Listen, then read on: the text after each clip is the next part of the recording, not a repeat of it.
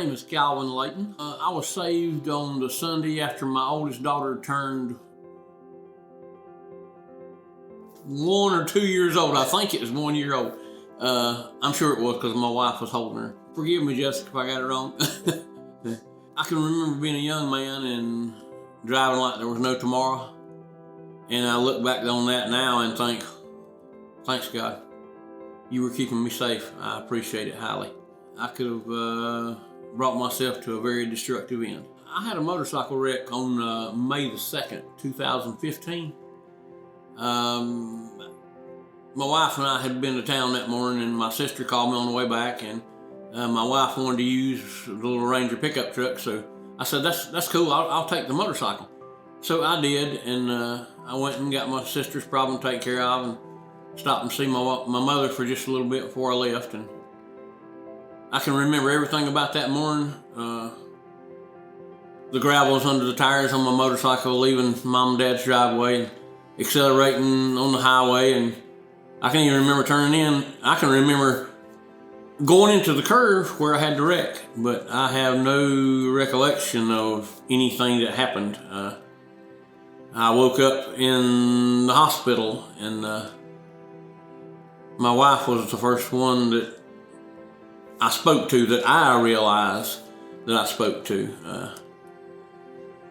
There's been a lot of stories told to me about things that were talked about before I even knew I was in this world, but God knew where I was. I wrecked my motorcycle, and from the story my brother told me when he picked up the motorcycle, he's probably one of my favorite riding friends, and he said, I followed you enough to know you're not going to hit a pothole, but it looks like you didn't see the great big one on the edge of the road.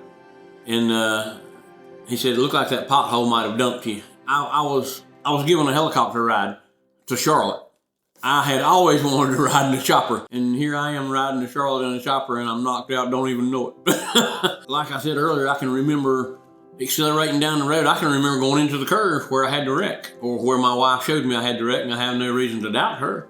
And but I don't remember the wreck. I don't remember anything that happened. The next thing I knew, I wake up in the hospital, and my wife's telling me just enough to make me realize that I'd had an accident. And God bless her, she allowed me to lay there and heal. She didn't bore me with details and things that happened that day. And I prayed mightily for my wife, because she'd asked if she could use a little Ranger pickup truck. And I told her, well, I'll just ride the motorcycle. And I was fearful that she was going to blame herself for my accident, which, you know, she had nothing to do with it. If she had her way, I wouldn't even own a motorcycle. But I was in the hospital for 45 days that I know of. I saw my motorcycle at a later date, and I realized that my internal injuries in my back, which damaged one of my kidneys, I think it was my right kidney, I don't really remember. I had internal bleeding, and when they took me to surgery that night, when they went back and talked to everybody that was hanging out there checking on me, and the surgeon told my wife and daughters, when he wakes up, if he wakes up, he may not know any of you. He may not remember his former life. It's a guessing game right now. We don't know if he's going to wake up. But God knew where I was at, and he preserved me for a reason.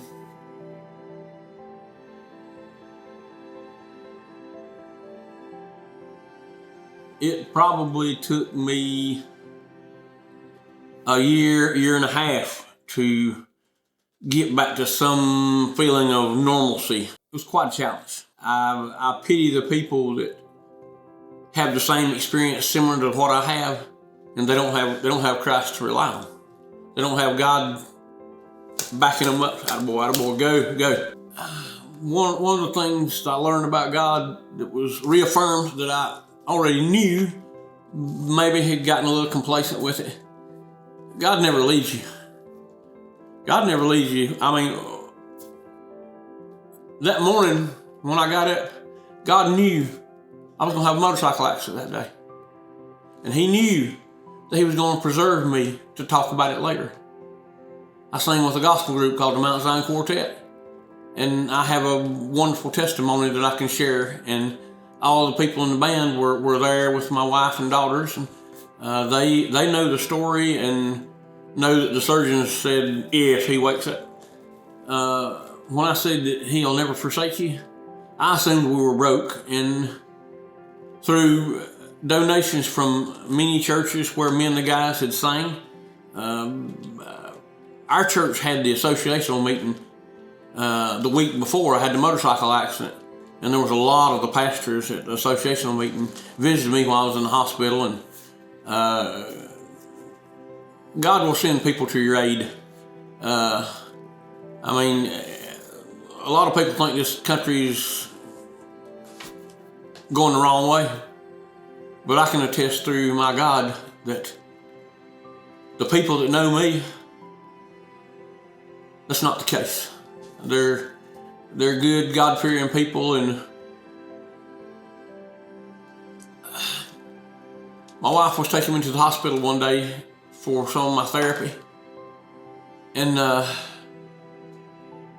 she stopped at the end of the driveway and run across the road, got the mail, handed me something that looked like a card. I opened the card up, it had a $100 bill in it. And my wife said, let me see that. And it was from one of her co-workers. Her and her husband both had had previous marriages. I don't know if their spouses are deceased or what, but between them they had 5 children. And one of those children's got some kind of medical problems. It overwhelms me this day that the goodness of God, they sent $100 my way. And I thank God for people like that. And while I'm speaking about my wife, she was a soldier. She stood by me. And my brother used to come by and pick me up and ride me around a little bit after I got out of the hospital. And he told me, he said, I offered several times to let her go home and freshen up. She wouldn't do it. She was going to stay right there with you. And I love her so much for it. After a few days, I finally got up the nerve to look at my bank account online. I was fearful that my wife and I were broke. And it's so overwhelming. It's still just so overwhelming to this day. I pulled up the bank account and I was assuming I was going to see a zero balance because my wife had missed a lot of work. I'd been out a while. And so my eyes bugged out when I saw the balance. So I hollered for my wife to come in there because she comes running. What's wrong? What's wrong? I said, there's nothing wrong. I said, where did all this money come from?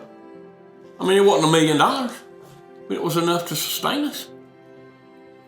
And she said, well, I wish she were here so she could tell you the amount of churches. She said, this church and this church, and she must have named 10 different churches that sent love offerings to us. And like I said, it wasn't $1 million, but it was the same effect as $1 million to me when I saw it. And why I ever doubted God, and I didn't really doubt God, I was doubting my bank account. And I knew immediately that the love of God through those Christian people was the answer for our bank account not being a zero balance. Okay, if you're struggling right now, a word of encouragement I would give you about God is He never leaves you. Times may get dark and it looks like there's no way out, but God will make a way out. The guys in the fiery furnace. You know, the king looked in there and said, I put 3 men in there. Is that right? Put 3 men in there. Yes. There's 4 in there. And the 4th one has the resemblance of the Son of God. I haven't seen the Son of God, but I've seen His miracles. And I'm definitely a miracle. There's no doubt in my mind. The doctors and the surgeons, the medical team said when He wakes up, if He wakes up, So, and I know I'm not discounting what they said. They were working on their professional, what they'd learned professionally. They saw no way for me to wake up and become a normal functioning human being again, but God had a plan. And I would encourage you, no matter how dark, how bleak things look, don't give up on God, because He certainly will not give up on you.